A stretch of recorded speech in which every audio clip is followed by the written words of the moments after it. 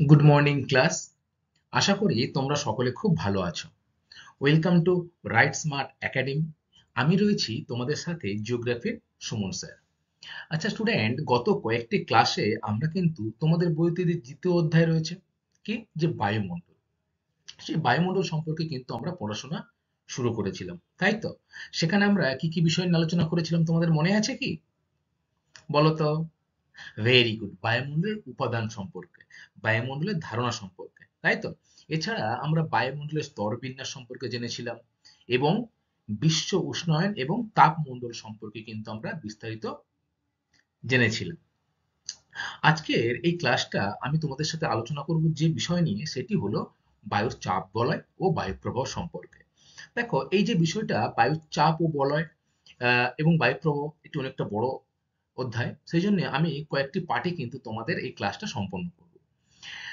Part one, আজকে আমরা বায়ুর চাপ বলয় থেকে বায়ুর চাপের তারতম্যের কারণ, বায়ুচাপ বলয় জিনিসটা কি, ঠিক আছে, এই সব বিষয় নিয়ে কিন্তু আলোচনা করব। তার আগে গত ক্লাসের পড়া তোমাদের কেমন মনে আছে চলো একটু দেখে নিই। আচ্ছা স্টুডেন্ট, কেউ আমাকে বলো তো যে বায়ুমণ্ডল জিনিসটা কি, বা বায়ুমণ্ডল কাকে আমরা বলবো? হ্যাঁ, যে অদৃশ্য গ্যাসীয় আবরণ, অতি সূক্ষ্ম ধূলিকণা এবং জলীয় বাষ্প পৃথিবীকে বেষ্টন করে রয়েছে, এবং পৃথিবীর যে মধ্যাকর্ষণ শক্তি রয়েছে সেই শক্তির দ্বারা কিন্তু পৃথিবীর চারিদিকে আবর্তিত হচ্ছে, তাকে আমরা এক কথায় কি বলবো? বায়ুমণ্ডল। তোমরা বললে যে বায়ুমণ্ডলের উপাদান সম্পর্কে তোমরা জেনেছো, তাই তো? তাহলে বলো তো বায়ুমণ্ডলের উপাদানগুলি কি কি? Very good. গ্যাসীয় উপাদান, জলীয় বাষ্প এবং ধূলিকণা, এই তিনটি কিন্তু বায়ুমণ্ডলের প্রধান উপাদান, তাই না? এবারে এই যে তোমরা নাম বললে গ্যাসীয় উপাদান, প্রকৃতিতে কিন্তু অনেক রকম গ্যাস কিন্তু আমাদের এই বায়ুমণ্ডলে রয়েছে। তার মধ্যে যে গ্যাসটি সব থেকে বেশি রয়েছে তার নাম কি বলতো? Very good, nitrogen. কত পার্সেন্ট রয়েছে নাইট্রোজেন বায়ুমণ্ডলে? 78.08% কিন্তু বায়ুমণ্ডলে নাইট্রোজেন রয়েছে। এছাড়া দ্বিতীয় স্থানের কে রয়েছে? অক্সিজেন। Very good. অক্সিজেন কিন্তু 20.96% কিন্তু অক্সিজেন রয়েছে। এছাড়া হিলিয়াম, আর্গন, ক্রিপ্টন, হাইড্রোজেন, জলীয় বাষ্প, কার্বন ডাই অক্সাইড, মিথেন, অনেক গ্যাস রয়েছে। তবে আরো চারটি গ্যাস রয়েছে যেটাকে বলা হয় নিষ্ক্রিয় গ্যাস। খুব গুরুত্বপূর্ণ, কিন্তু প্রশ্ন পরীক্ষায় খুব আসে যে নিষ্ক্রিয় গ্যাস কোনটি। তোমাদের উত্তর কি হবে বলো? নিষ্ক্রিয় গ্যাস কোনগুলি? হিলিয়াম। Very good. আর নিয়ন, জেনন আর ক্রিপ্টন, এই চারটে কিন্তু হলো বায়ুমণ্ডলের যে গ্যাসীয় উপাদান রয়েছে তার মধ্যে নিষ্ক্রিয় উপাদান। ওকে। আচ্ছা, বায়ুমণ্ডলের স্তরবিন্যাস করতে গিয়ে কিন্তু আমরা অনেকগুলি উষ্ণতার ভিত্তিতে কিন্তু যখন স্তরবিন্যাস করেছিলাম অনেকগুলি ভাগ দেখেছিলাম। বলতো, বায়ুমণ্ডলে সবথেকে উপরের স্তর কোনটি? ভেরি গুড, ম্যাগনেটোস্ফিয়ার, তাই না? এবং নিম্ন স্তর অর্থাৎ ভূপৃষ্ঠে যে কাছাকাছি যে স্তরটি রয়েছে সেই স্তরটির নাম কি? ট্রপোস্ফিয়ার। আচ্ছা, ক্ষুব্ধ মণ্ডল, এই নামটা তোমরা কিন্তু অলরেডি জেনে গেছো। তাহলে এই ক্ষুব্ধ মণ্ডল কোন স্তরকে বলা হয়? ট্রপোস্ফিয়ারকে। কেন বলা হয়? ভেরি গুড, কারণ এখানে বিভিন্ন রকম যে ঝড় বৃষ্টি, ঘূর্ণিঝড়, মেঘ সৃষ্টি, সমস্ত বিষয় কিন্তু হয়। মাঝে মাঝে পরিবেশ কিন্তু এখানে অশান্ত থাকে, তাই একে কিন্তু বলা হয় ক্ষুব্ধ মণ্ডল, তাই না? অপরদিকে শান্ত মণ্ডল রয়েছে। তোমরা বলো আমাকে কোন স্তরকে শান্ত মণ্ডল বলা হয়? স্ট্র্যাটোস্ফিয়ারকে। কেন বলা হয়? কারণ এখানে ঝড় ঝঞ্ঝা বৃষ্টি তেমন হয় না। আচ্ছা, জেট প্লেন, এই জেট প্লেন কোন স্তরের মাধ্যম দিয়ে চলাচল করে বলতো? স্ট্র্যাটোস্ফিয়ার। Very good. আচ্ছা, বেতার তরঙ্গ, সেই বেতার তরঙ্গ কোন স্তরে প্রতিফলিত হয়? থার্মোস্ফিয়ার। তাহলে থার্মোস্ফিয়ার যে তোমরা বললে এর কিন্তু আরো একটি নাম রয়েছে। তোমরা কি বলতে পারবে যে থার্মোস্ফিয়ারের আরো একটি নাম কি? আয়নোস্ফিয়ার। Very good. আচ্ছা, এই যে ট্রপোস্ফিয়ার পড়ছিলাম যখন, তখন আমরা কিন্তু ওজোন স্তর সম্পর্কে পড়েছিলাম। এই ওজোন স্তর কি বলতো? মনে আছে? বলো তাহলে। Very good. ওজোন স্তর হলো পৃথিবীকে আহ, চারিদিকে ওজোন স্তরের একটা স্তর লক্ষ্য করা যায়, যেটা সূর্যের যে অতিবেগুনি রশ্মি সেটা শোষণ করে নেয়, তাই না? তাই তো? আচ্ছা, এর প্রভাবে যদি অতিবেগুনি রশ্মি সরাসরি আমাদের এই পৃথিবী পৃষ্ঠে পড়ে, তাহলে কিন্তু নানা রকম সমস্যার সম্মুখীন হয়। উদ্ভিদ কেন, প্রাণী কেন, জলবায়ু সমস্ত বিষয় কিন্তু সমস্যার সম্মুখীন হয় এই ওজোন স্তর যদি ফুটো হয়ে যায়, বা ওজোন স্তর ভেদ করে যদি সূর্যের অতিবেগুনি রশ্মি আমাদের এই পৃথিবীতে এসে পৌঁছায়, তখন কিন্তু নানা সমস্যার সম্মুখীন হতে হয়। স্টুডেন্ট, আমরা পড়েছিলাম যে আহ, বায়ুমণ্ডলের তাপ, উষ্ণতা ও বিশ্ব উষ্ণায়ন সম্পর্কে, তাই না? বলতো, এই যে উষ্ণতা, উষ্ণতা পরিমাপের এককগুলি কি কি? ভেরি গুড, তিনটি মূল একক রয়েছে, তাই না, এই উষ্ণতা পরিমাপের? সেলসিয়াস, আর দুটি কি? ভেরি গুড, ফারেনহাইট এবং রোমান স্কেল। তাহলে এই যে সেলসিয়াস এবং ফারেনহাইট, এই দুটি কিন্তু প্রধান দুটি বায়ুর উষ্ণতা পরিমাপের একক, কারণ এই দুটি কিন্তু বেশি সারা পৃথিবীতেই ব্যবহার করা হয়ে থাকে। তোমরা আমাকে বলো তো, এই যে ফারেনহাইট স্কেলের ঊর্ধ্বাঙ্ক কত? ভেরি গুড, 212 ডিগ্রি ফারেনহাইট কিন্তু ঊর্ধ্বাঙ্ক, এবং নিম্নাঙ্ক কত? বাহ, খুব ভালো বলেছো যে নিম্নাঙ্ক হচ্ছে 32 ডিগ্রি ফারেনহাইট, তাই তো? এই যে বায়ুর মণ্ডলের উষ্ণতা, এটা কি সব জায়গায় সমান? সমান নয়, তাই না? পার্বত্য অঞ্চলে উষ্ণতা কম, আমাদের এই সমভূমি অঞ্চলে যেমন উষ্ণতা আবার বেশি, তাই তো? তাহলে এই যে বায়ুমণ্ডলের উষ্ণতা, এই উষ্ণতার তারতম্যের কারণ কি তোমরা জানো? কতগুলি কিন্তু গুরুত্বপূর্ণ পয়েন্ট রয়েছে। কি পয়েন্ট বলো তো? ভেরি গুড, এক নম্বর হচ্ছে অক্ষাংশগত অবস্থান, অর্থাৎ সূর্যরশ্মির যে পতন কোণ, সেই পতন কোণের উপরে ভিত্তি করে, যেমন নিরক্ষীয় অঞ্চলে সূর্যরশ্মি লম্বভাবে পড়ে বলে সেখানে তাপমাত্রা বেশি, আবার মেরু অঞ্চলে সূর্যরশ্মি কিভাবে পড়ে? তির্যকভাবে পড়ে, ফলে সেখানে কিন্তু তাপমাত্রা অনেকটাই কম। এছাড়া আর কি ছিল? উচ্চতা, ভেরি গুড। উচ্চতা কি? দেখো, পার্বত্য অঞ্চলে যত আমরা উপরে উঠছি, এই উঠছে প্রতি 1 কিমি উচ্চতায়, 1 কিলোমিটার উচ্চতায় কিন্তু 6.4 ডিগ্রি হারে তাপমাত্রা কিন্তু হ্রাস পায়। ফলে যত আমরা উপরের দিকে উঠবো ট্রপোস্ফিয়ার অঞ্চলের মধ্যে, তত কিন্তু তাপমাত্রা হ্রাস পাবে। কিছু কিছু ক্ষেত্রে কিন্তু এই তাপমাত্রা হ্রাস না পেয়ে বৃদ্ধি পায়, সেটাকে আমরা কি বলবো বলতো? ভেরি গুড, বৈপরীত্য উত্তাপ, তাই না? এটি বেশিক্ষণের জন্য কিন্তু থাকে না, তবে মাঝে মাঝে কিন্তু কিছু অঞ্চলে উচ্চতা বাড়ার সাথে সাথে তাপমাত্রা কিন্তু বেড়ে যায়। আর কি পয়েন্ট ছিল উষ্ণতা তারতম্যের কারণ? স্থলভাগ ও জলভাগের অবস্থান, সমুদ্র স্রোত, বায়ু প্রবাহ, মেঘাচ্ছন্নতা, বিশ্ব উষ্ণায়ন, এগুলো কিন্তু সব ছিল, তাই না? স্টুডেন্ট, গত ক্লাসে আমরা তাপমণ্ডল সম্পর্কে পড়েছিলাম, তো তাপমণ্ডল। বলো, তাপমণ্ডলকে প্রধান কয়টি অঞ্চলে ভাগ করা যায় ও কি কি? ভেরি গুড, তিনটি অঞ্চলে। তাহলে কি কি সেটি?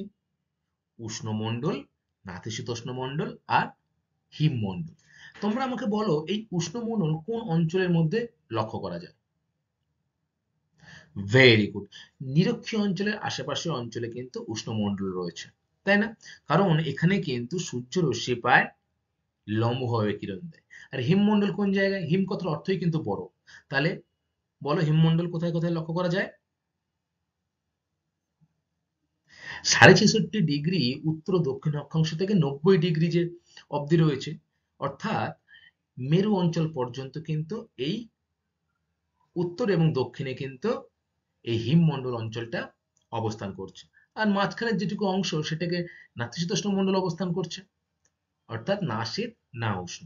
তাহলে এই যে তাপমণ্ডলের ভাগ তিনটে, তোমরা কিন্তু খুব ভালো করে মনে রাখবে। কি কি দাঁড়ালো তাহলে? উষ্ণমণ্ডল, নাতিশীতোষ্ণ মণ্ডল আর হিমমণ্ডল। এরপরে আমরা কি পড়েছিলাম স্টুডেন্ট, যে সমষ্ণ রেখা কাকে বলে?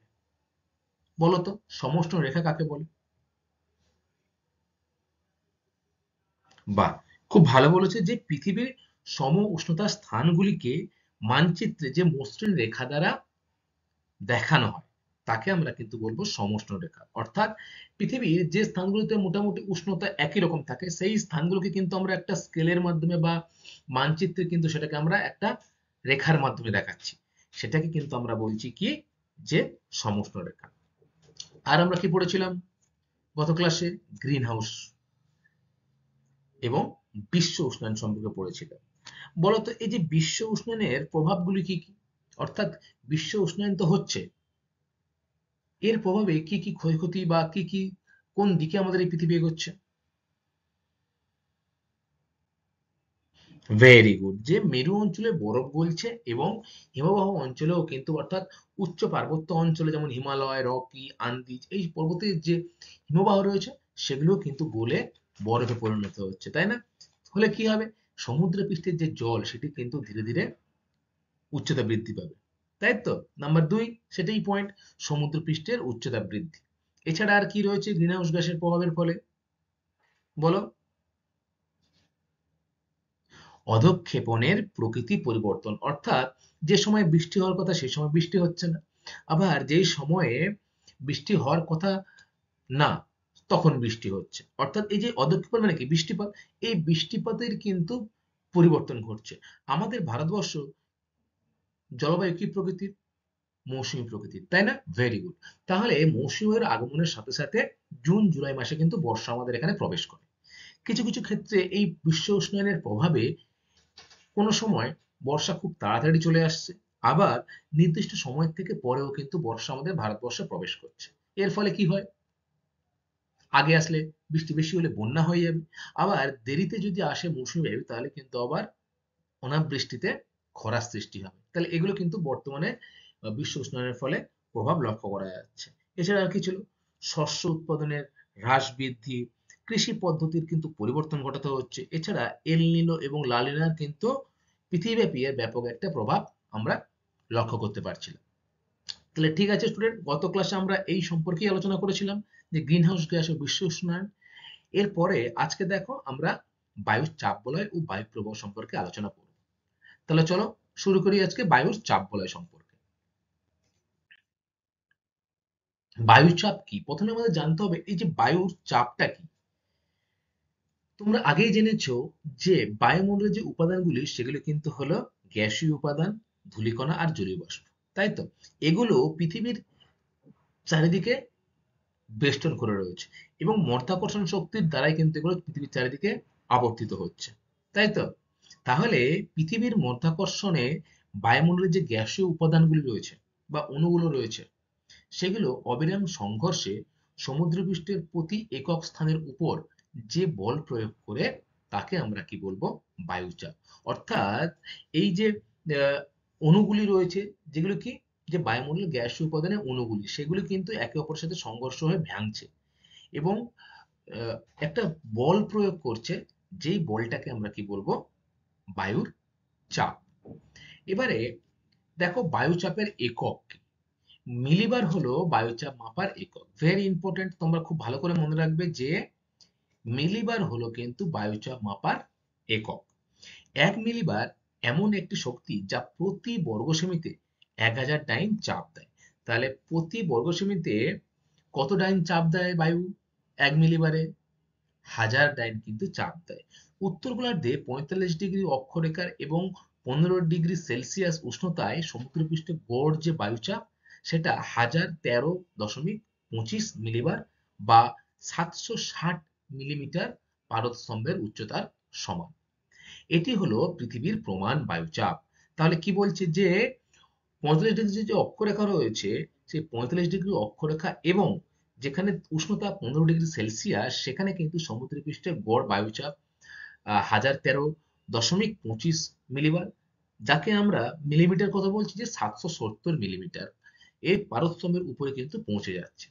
আর এটাকেই কিন্তু পৃথিবীর প্রমাণ বায়ুচাপ ধরা হয়। ঠিক আছে? তাহলে তোমরা কি জানলে যে বায়ুচাপ কি এবং বায়ুচাপের একক কি।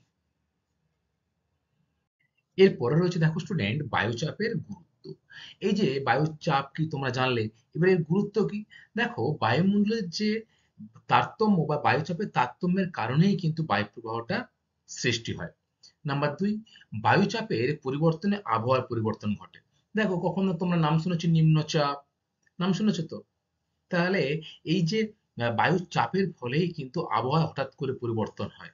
ঠিক আছে? এই যে ঘূর্ণিঝড়, হঠাৎ করে মেঘ সৃষ্টি, বৃষ্টি, এগুলো কিন্তু এই বায়ুর চাপের ফলেই সৃষ্টি হয়। নাম্বার তিন, আহ, গভীর নিম্নচাপ ও উচ্চচাপ দুর্যোগপূর্ণ আবহাওয়ার সৃষ্টি করে, যেমন ঝড়, বৃষ্টি, তুষারঝড় ইত্যাদি কিন্তু লক্ষ্য করা যায়। তাহলে আমরা কি কি দেখলাম, যে এক, বায়ুর চাপের তারতম্যের জন্যই কিন্তু বায়ু প্রবাহ সৃষ্টি হয়। বায়ুচাপের পরিবর্তনে আবহাওয়ার কিন্তু পরিবর্তন হয়। দেখো তার ঠিক পরেই রয়েছে যে গভীর নিম্নচাপ, উচ্চচাপ ইত্যাদি কিন্তু হয় এবং আবহাওয়ার হঠাৎ করে পরিবর্তন হয়। কি কি সেই উচ্চচাপ নিম্নচাপ হলে কি হয়? ঝড় হয়, বৃষ্টি হয়, তুষার ঝড় হয়, তাই তো? এইগুলো কিন্তু হয়ে থাকে। তোমরা ছবিতে দেখো এখানে এই যে নিম্নচাপ এবং এখানেও দেখো নিম্নচাপ, তাই তো? এই নিম্নচাপের জন্যও কিন্তু বায়ুচাপের অবশ্যই অনেক অবদান রয়েছে।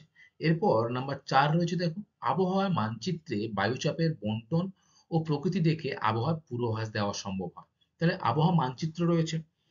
এই আবহাওয়া মানচিত্রে বায়ুচাপের যে বণ্টন এবং প্রকৃতি দেখে আবহাওয়ার পূর্বাভাস দেওয়া সম্ভব হয়।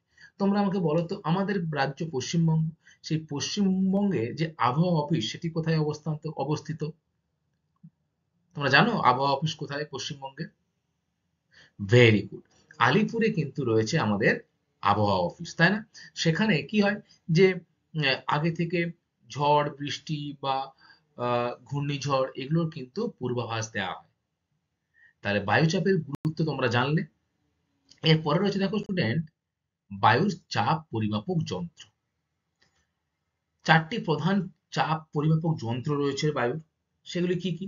১ নম্বর হচ্ছে Torricelli barometer, number ২ fourteen barometer, number ৩ হচ্ছে অ্যান্ড্রয়েড ব্যারোমিটার এবং নাম্বার ৪ কিন্তু হলো ব্যারোমেট্রিক অল্টিমিটার।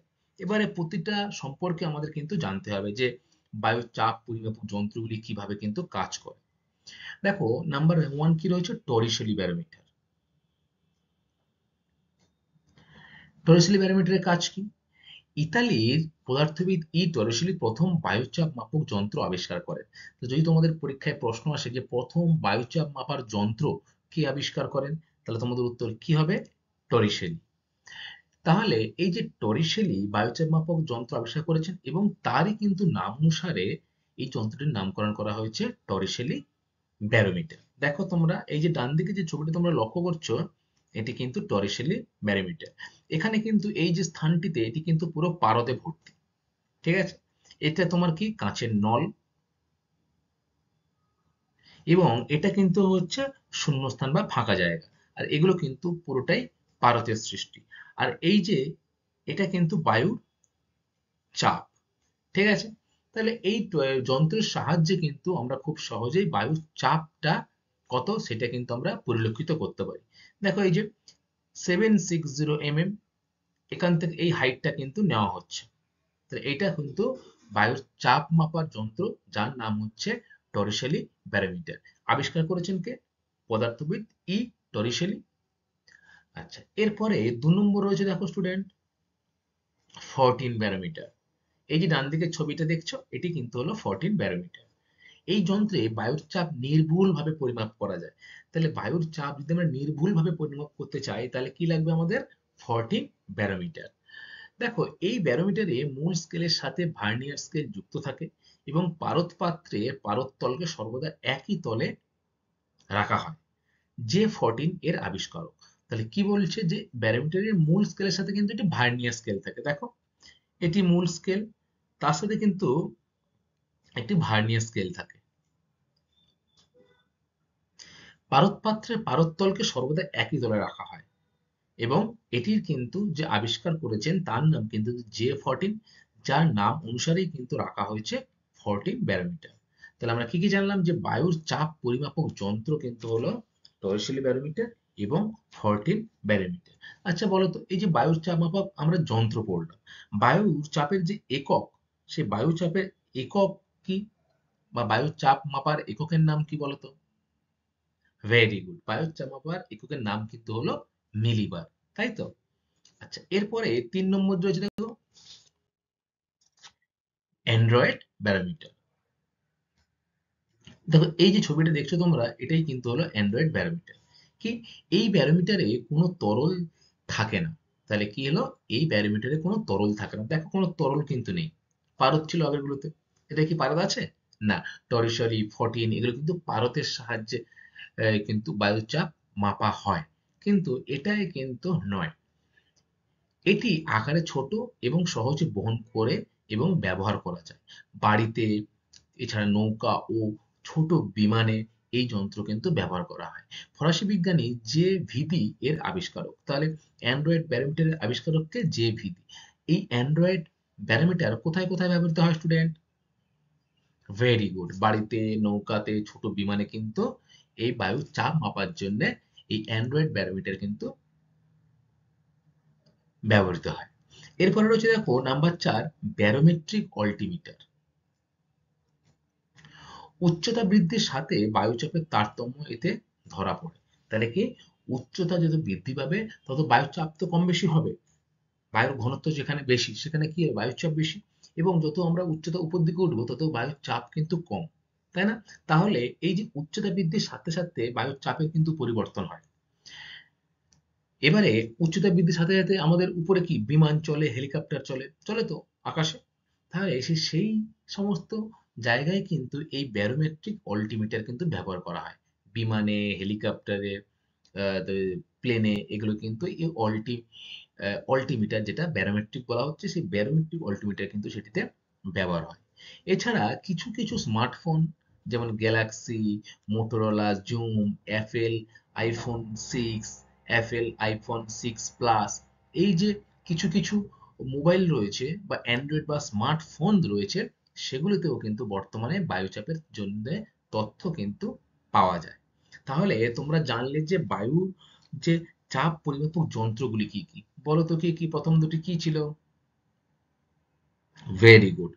টরিসেলি ব্যারোমিটার, নাম্বার 2 হচ্ছে ফরটিন ব্যারোমিটার, নাম্বার 3 হচ্ছে অ্যান্ড্রয়েড ব্যারোমিটার, এবং নাম্বার 4 হচ্ছে কিন্তু ব্যারোমেট্রিক অল্টিমিটার।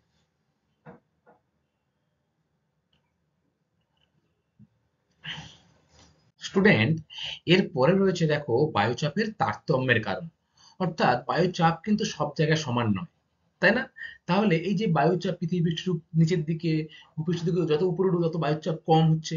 এবারে বিভিন্ন স্থানে কিন্তু বিভিন্ন রকম বায়ুচাপ লক্ষ্য করা যায়। বায়ুমণ্ডলের বিভিন্ন অংশের চাপ কিন্তু সমান নয়। এর কারণগুলি সম্পর্কে কিন্তু আমাদের জানতে হবে। নাম্বার 1 যে কারণটা, সেটা হলো কিন্তু উষ্ণতা। দেখো, বায়ুমণ্ডলের সর্বাধিক গুরুত্বপূর্ণ নিয়ন্ত্রক হলো কিন্তু এই উষ্ণতা। বায়ুর উষ্ণতার সাথে বায়ু চাপের যে সম্পর্ক সেটা কিন্তু বিপরীতমুখী। অর্থাৎ উষ্ণতা বাড়লে বায়ুর ঘনত্ব কমে যায়, আবার প্রসারিত হয়, এবং হালকা হয়ে উপরে উঠে কিন্তু বায়ুচাপ কমে যায়। আবার কি, যদি উষ্ণতা কমে যায় তাহলে বায়ুর ঘনত্ব কিন্তু আবার বেড়ে যায়, সংকুচিত হয় এবং ভারী হয়ে কিন্তু নিচে অবস্থান করে বলে চাপ বাড়ে। তাই বলা হয়, where the temperature is high, barometric pressure is low, and where the temperature is low, barometric pressure is high। তাহলে কি হচ্ছে, সম্পূর্ণ বিপরীত কিন্তু মুখে একটা সম্পর্ক লক্ষ্য করা যাচ্ছে। কার কার? বায়ুর চাপের সাথে কিন্তু উষ্ণতার একটা বিপরীতমুখী সম্পর্ক লক্ষ্য করা যাচ্ছে। কি দেখলে তোমরা?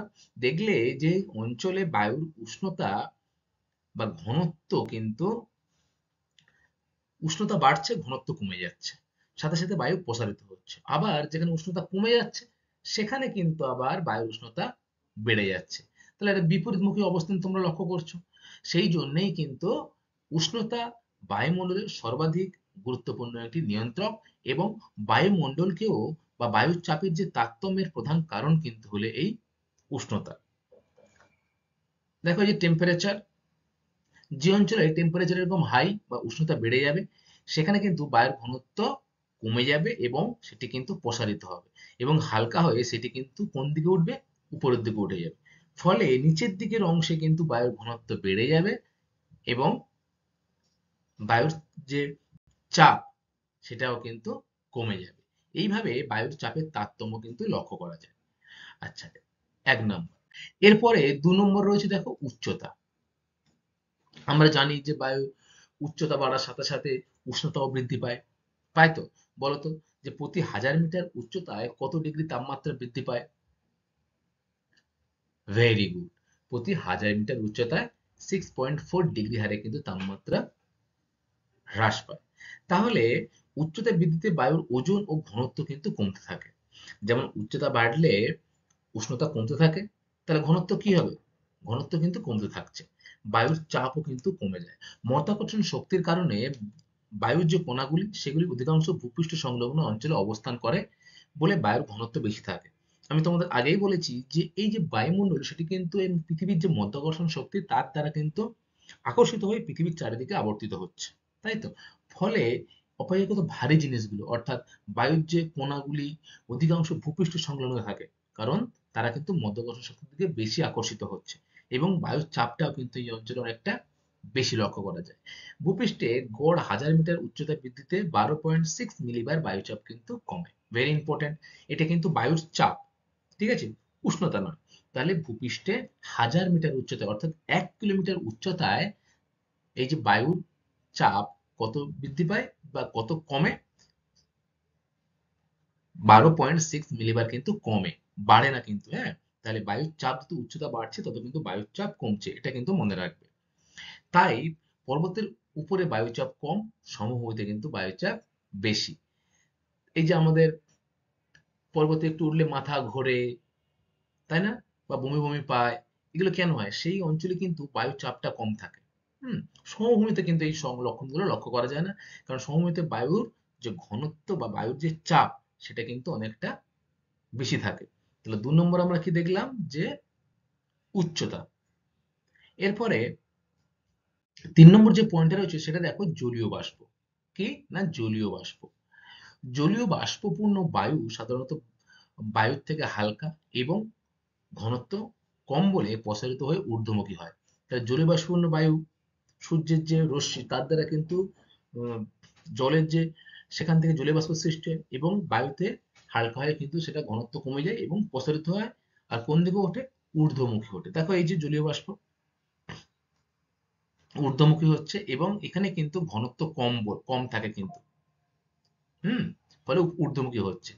এবং এই বায়ুতে জলীয় বাষ্প যত বেশি সেই বায়ুর চাপও তত কম। তাহলে কি হলো, যে বায়ুতে জলীয় বাষ্প বেশি হচ্ছে, জলীয় বাষ্প যে বায়ুতে বেশি থাকছে সেই বায়ুতে কিন্তু চাপও কিন্তু কম হচ্ছে। শুধু বায়ুর চাপ বেশি, শুষ্ক অঞ্চলে কিন্তু বায়ুর চাপ আবার বেশি। তাহলে শুষ্ক অঞ্চল মানে যেখানে বৃষ্টিপাত কম হয়, তবে যেখানে বৃষ্টিপাত বেশি হয় সেখানে কিন্তু বায়ুর চাপ কম হয়। তাই এখানে শীতকাল অপেক্ষা বর্ষাকালে বায়ুর চাপ কম। তাহলে কি হলো, বর্ষাকাল কি হয়, জলীয় বাষ্প বেশি থাকে এবং শীতকাল কি শুষ্ক হয়। তাই শীতকাল অপেক্ষা কিন্তু বর্ষাকালে বায়ুর চাপটা কিন্তু কম থাকে। আবার শীতকালে বায়ুর চাপ কিন্তু যথেষ্ট বেশি আমরা লক্ষ্য করি। তাহলে বায়ুর চাপের যে তারতম্য তার জন্য কিন্তু জলীয় বাষ্পও দায়ী, তাই না? তাহলে আমরা কি কি জানলাম, যে এক, উষ্ণতা, দুই হচ্ছে উচ্চতা, এবং 3 নম্বর যে পয়েন্টটা সেটি হলো কিন্তু জলীয় বাষ্প। এরপর 4 নম্বর পয়েন্ট দেখো রয়েছে পৃথিবীর আবর্তন। পৃথিবীর আবর্তনের প্রভাবে যে কেন্দ্রাভিমুখী শক্তির সৃষ্টি হয় তার ফলে বায়ুর বিক্ষিপ্ত হয়। বায়ু বিক্ষিপ্ত হলে বায়ুর ঘনত্ব কমে এবং সেই বায়ুচাপ কম হয়। তাহলে পৃথিবী কিন্তু অনবরত, তাহলে কোন দিক থেকে কোন দিকে ঘোরে? ভেরি গুড, পশ্চিম থেকে পূর্বে, তাই না? তাহলে এই যে পৃথিবী আবর্তিত হচ্ছে, এর ফলে যে একটা শক্তির সৃষ্টি হয় সেটি কিন্তু কেন্দ্রের দিকে হয়, ঠিক আছে? এবং এই শক্তির ফলে বায়ু কিন্তু বিক্ষিপ্ত হয়। বায়ু বিক্ষিপ্ত হওয়ার সাথে সাথেই বায়ুর যে ঘনত্ব সেটা কিন্তু কমে যায় এবং বায়ুর যদি ঘনত্ব কমে যায় তাহলে সেই অঞ্চলের যে বায়ুর চাপ সেটিও কিন্তু আস্তে আস্তে কমে যায়। এরপর 5 নম্বর দেখো রয়েছে স্থলভাগ ও জলভাগের বন্টন। দেখো স্থলভাগ ও জলভাগের বন্টনের জন্য কিন্তু বায়ুমণ্ডলের যে বায়ুচাপ রয়েছে সেই বায়ুচাপের তারতম্য লক্ষ্য করা যায়। প্রকৃতির নিয়মে জলভাগ অপেক্ষা স্থলভাগ যেমন তাড়াতাড়ি উত্তপ্ত হয় তেমনি তাড়াতাড়ি ঠান্ডাও হয়। তাহলে কি হলো, জলভাগ অপেক্ষা স্থলভাগ তাড়াতাড়ি উত্তপ্ত হচ্ছে, তাই না? এবং তাড়াতাড়ি কিন্তু ঠান্ডাও হয়। দিনের বেলা সূর্যরশ্মি পড়ার ফলে আমাদের পরিবেশের যে উত্তপ্তটা হয় সেটি কিন্তু রাত্রে ধীরে ধীরে তাপ বিকিরণ করে আমরা কিন্তু আবার সেই অঞ্চলটা ঠান্ডায় পরিণত হয়, তাই না? তোমরা পড়েছো কার্যকারী সৌর বিকিরণ আর নিষ্ক্রিয় সৌর কিরণ, তাই না? সেখানে আমরা কি দেখেছিলাম, যে পৃথিবী পৃষ্ঠে যে 100 ভাগের 66% কিন্তু ভূপৃষ্ঠকে সরাসরি উত্তপ্ত করছে এবং 34% কিন্তু আবার পুনরায় মহাকর্ষে ফিরে যাচ্ছে বা মহাশূন্যে ফিরে যাচ্ছে। একে আমরা কি বলি, নিষ্ক্রিয় সৌরকিরণ। তাহলে এই নিয়মে কিন্তু স্থলভাগ জলভাগ অপেক্ষা খুব তাড়াতাড়ি গরম হচ্ছে, আবার রাত্রেবেলা কিন্তু ঠান্ডাও হয়ে যাচ্ছে। উপকূল অঞ্চলে তাই দিনের বেলা স্থলভাগে বায়ুর চাপ কম হয় এবং জলভাগে বায়ুর চাপ কিন্তু বেশি থাকে। রাত্রে এর ঠিক বিপরীত দিকটা কিন্তু লক্ষ্য করা যায়। দেখো, সমুদ্র থেকে কিন্তু দিনের বেলা এই দিকে হাওয়াটা হয়, আবার রাত্রেবেলা কিন্তু স্থলভাগ থেকে জলভাগের দিকে বায়ুর চাপটা বেশি থাকে, তাই তো? মানে রাত্রে যে অবস্থাটা থাকবে দিনের বেলাও কিন্তু তার বিপরীত অবস্থান করবে, অর্থাৎ জলভাগে যদি বায়ুচাপ বেশি হয়, রাত্রে কিন্তু জলভাগে বায়ুচাপ কম হবে। তাহলে স্থলভাগ ও জলভাগের বন্টনের জন্য কিন্তু বায়ুর যে তার বায়ুচাপের যে তারতম্য, সেটাও কিন্তু লক্ষ্য করা যায়। স্টুডেন্ট, এরপরে আমরা পড়বো যেটা বিষয়, সেটা হলো কিন্তু সমচাপ রেখা। দেখো, তোমরা সমষ্ণ রেখা পড়েছিলে, ঠিক তেমনই কিন্তু রেখায় দেখো সমচাপ রেখা কোনো নির্দিষ্ট সময়ে, ঠিক আছে, কোনো নির্দিষ্ট সময়ে ভূপৃষ্ঠের সমচাপ যুক্ত স্থানগুলোকে মানচিত্রের যে রেখা দ্বারা যোগ করা হয়, তাকে কিন্তু বলা হয় কি না, যে সমচাপ রেখা। তাহলে এটাও কিন্তু সেই সমষ্ণ রেখার মতোই না, যে ভূপৃষ্ঠের যে স্থানগুলিতে মোটামুটি উষ্ণতা এক, সেই স্থানগুলোকে আমরা একটি রেখার দ্বারা যুক্ত করছি, সেটা ছিল সমষ্ণ রেখা। আর এটাতে ভূপৃষ্ঠের নির্দিষ্ট কোনো একটি সময় সমচাপযুক্ত যে স্থানগুলোতে, সেই স্থানগুলিতে আমরা মানচিত্রে যে রেখা দ্বারা যোগ করছি, তাকে আমরা কি বলছি না, সমচাপ রেখা। এবারে এই সমচাপ রেখার বৈশিষ্ট্য কি? নাম্বার ওয়ান, সমচাপ রেখা মানচিত্রে প্রায় সমন্ব রেখার সমান্তরালে অবস্থান করে। তাহলে সমচাপ রেখা মানচিত্রের যে সমন্বয় রেখাগুলি রয়েছে তার সমান্তরালে কিন্তু অবস্থান করছে সমচাপ রেখা। নাম্বার দুই, সমচাপ রেখা চক্রাকারে হলে তাকে কিন্তু কোষ বলে। যদি সমচাপ রেখা চক্রাকার হয়, তাহলে তাকে কি বলবে? কোষ, এয়ার প্রেসার সেল। নাম্বার তিন, দীর্ঘকায় নিম্নচাপ অঞ্চল ট্রট এবং দীর্ঘকায় উচ্চচাপ অঞ্চল কিন্তু রিডস নামে পরিচিত। তাহলে এই যে ছবি দেখো তোমরা, নিম্নচাপ হচ্ছে এখানে, ফলে এই অঞ্চলটা দীর্ঘ নিম্নচাপ সৃষ্টি হচ্ছে এখানে, ফলে এই অঞ্চলের নামটা কিন্তু হলো ট্রট।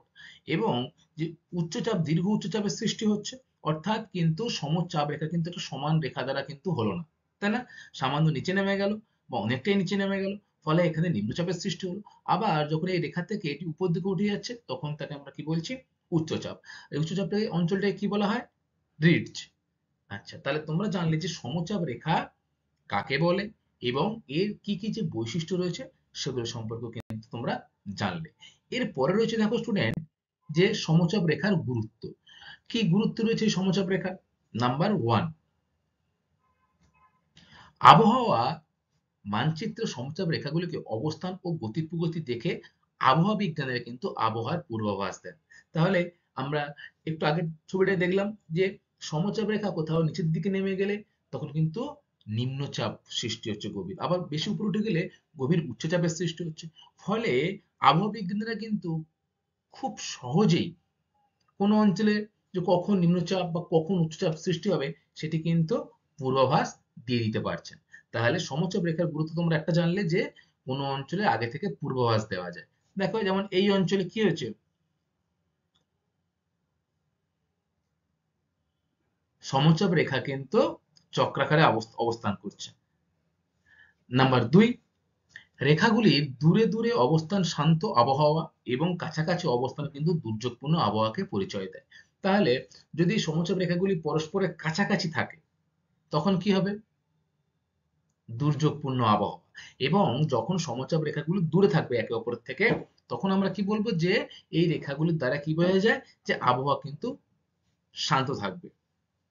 আচ্ছা, এরপর ৩ নম্বর রয়েছে দেখো, মানচিত্রে অসংখ্য সমচাপ রেখা একসাথে চক্রাকারে থাকলে এবং সেখানে এল অর্থাৎ লো প্রেশার এবং ডি মানে হচ্ছে ডিপ্রেশন আর ডিডি মানে হচ্ছে ডিপ ডিপ্রেশন লেখা থাকলে অতি দুর্যোগপূর্ণ আবহাওয়ার সম্ভাবনা থাকে।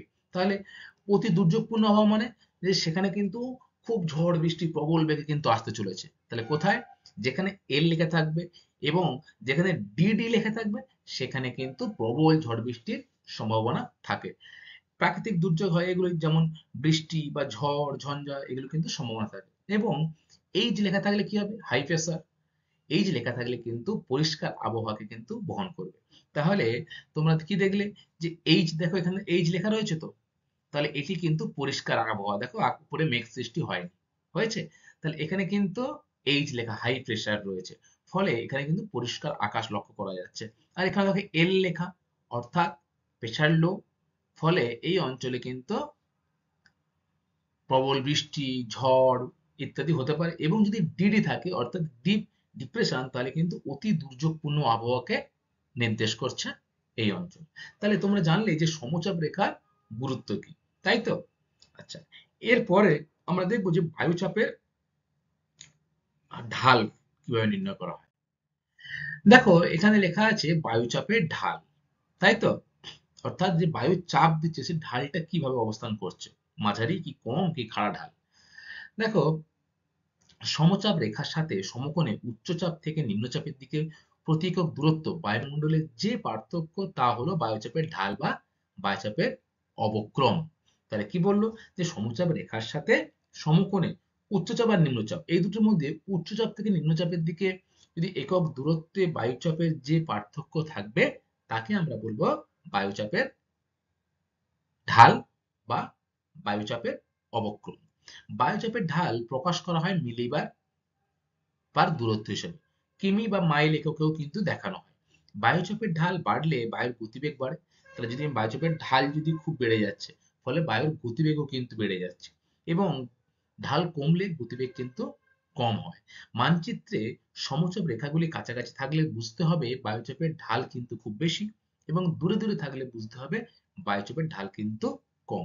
একটু আগেই আমরা পড়লাম না, যে বায়ু যদি এই চাপ রেখাগুলি যদি সমচাপ রেখাগুলি কাছাকাছি অবস্থান করে তাহলে কি হবে, দুর্যোগপূর্ণ আবহাওয়া, এবং দূরে দূরে অবস্থান করলে কিন্তু পরিষ্কার আকাশকে নির্দেশ করে, তাই তো? ঠিক তেমনই এই যে মানচিত্রে সমচাপ রেখাগুলির কাছাকাছি থাকলে বুঝতে হবে বায়ুচাপের ঢাল কিন্তু বেশি কাছাকাছি থাকলে, আর দূরে থাকলে কি হবে, বায়ুচাপের ঢাল কিন্তু অনেকটাই কম থাকবে। দেখো এখানে রয়েছে বায়ুচাপের ঢাল।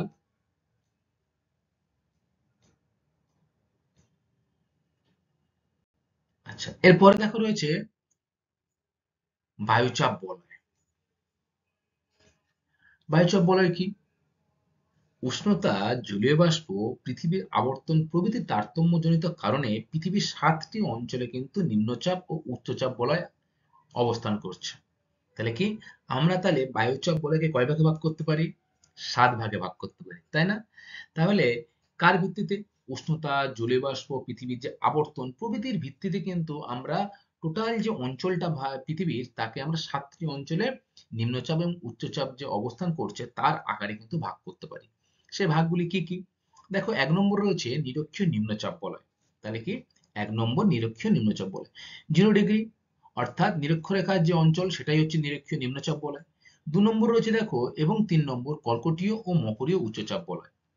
তাহলে এই যে কর্কটীয় এবং এর মকরীয়, অর্থাৎ নিরক্ষরেখার উত্তরে এবং দক্ষিণে দুটি রয়েছে, কর্কটীয় আর মকরীয়, এই দুটি কিন্তু বলয় ১ ও ২ নম্বর বলয়, অর্থাৎ ১, ২, ৩টে বলয় কিন্তু হয়ে গেল।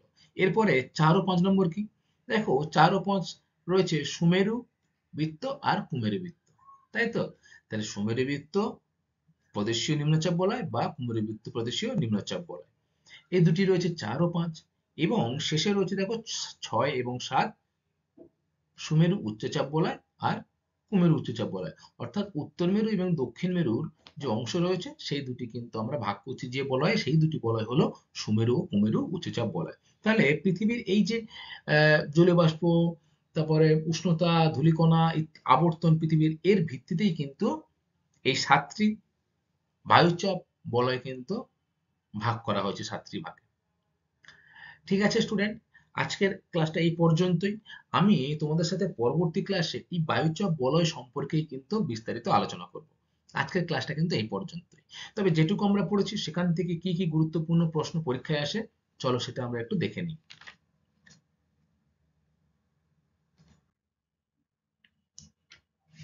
দেখো ১ নম্বর রয়েছে বায়ুচাপ কি? তোমরাই বলো বায়ুচাপ কি? বলো। Very good. যে পৃথিবীর মাধ্যাকর্ষণে বায়ুমণ্ডলে যে গ্যাসীয় উপাদানগুলি রয়েছে সেগুলির আহ, যে অণু রয়েছে সেগুলি কিন্তু একে অপরের সাথে সংঘর্ষ হয়ে ভাঙছে, এবং প্রতি একক স্থানের উপরে যে বল প্রয়োগ করছে তাকে আমরা কি বলবো? বায়ুচাপ, তাই তো? আচ্ছা, 2 নম্বর কি রয়েছে? বায়ু চাপ মাপার এককের নাম কি? বলো। ভেরি গুড, মিলিবার, তাই তো? তাহলে বায়ুর চাপ মাপার এককের নাম মিলিবার।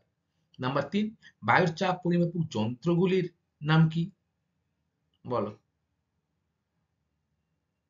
14 ব্যারোমিটার, আর অ্যান্ড্রয়েড ব্যারোমিটার, আর অল্টিমিটার, আর রয়েছে টরিশেলি ব্যারোমিটার। এই চারটি কিন্তু রয়েছে বায়ুর প্রধান পরিমাপক যন্ত্র। এরপরে রয়েছে দেখো ব্যারোমিটার, অল্টিমিটার কোন ব্যারোমেট্রিক অল্টিমিটার কোন কোন ক্ষেত্রে ব্যবহার করা হয়? বলো। বেশি উঁচুতে ব্যবহার করা হয়, যেখানে বায়ুর চাপ কম থাকে। তাহলে সেখানে কি কি জিনিস? Helicopter, very good. হেলিকপ্টার, বিমান, এরোপ্লেন, এগুলো কিন্তু ব্যারোমেট্রিক অ্যালটিমিটার যন্ত্র ব্যবহার করা হয়। আচ্ছা, তারপরে 5 নম্বর হচ্ছে দেখো 14 ব্যারোমিটার কে আবিষ্কার করে? বলো। 14 ব্যারোমিটার কে আবিষ্কার করে? ভেরি গুড, J14, তাই না? তার নাম অনুসারেই কিন্তু এই ব্যারোমিটারের নামকরণ করা হয়েছে। তারপরে রয়েছে দেখো বায়ুচাপের গুরুত্ব। বায়ুচাপের গুরুত্ব কি? বলো, পড়ে আসলে এক্ষুনি। বায়ুচাপের তারতম্যের কারণেই কিন্তু বায়ু প্রবাহ হয়, এটা একটি গুরুত্ব। আর কি? যে পূর্বাভাস, আবহাওয়ার পূর্বাভাস কিন্তু আমরা জানতে পারি এই বায়ুচাপের তারতম্যের জন্য।